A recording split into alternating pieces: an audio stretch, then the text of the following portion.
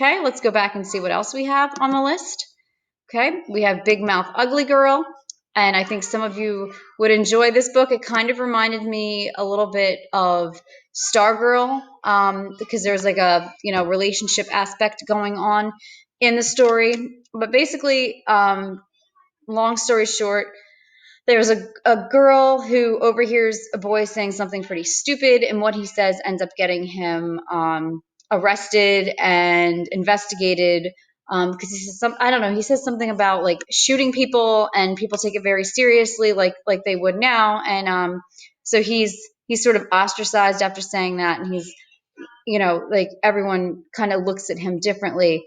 And she sticks up for him because she heard the entire conversation, and she's very adamant that like he was misunderstood and that he was not threatening to harm anyone. Um, the voices in the book are very well written, and I would definitely recommend listening to the audiobook because they have actors do the book. There's Chad Lowe, if I remember correctly. He was one of the characters in The Outsiders that we watched. And then there is Hilary Swank, and they both do a really good job of reading the voices. And the other thing that's really interesting about this book is I feel like the parents and some of the teachers give absolutely terrible, horrible advice, which thankfully for most of us, that's not the case. But every once in a while, you do have an adult that gives you really bad advice, and you have to like kind of decide what you're going to do with it. And these characters definitely both face that situation. Okay, The Notebook. If you like books with romance, highly recommend this one if you're looking for a romantic story. It's about a boy and a girl who meet over the summer. They kind of fall in love. Her parents are horrified by the idea, and they make sure that she like immediately leaves for the summer so that they don't spend any more time together, send her away to college, and make sure they sort of sever that relationship.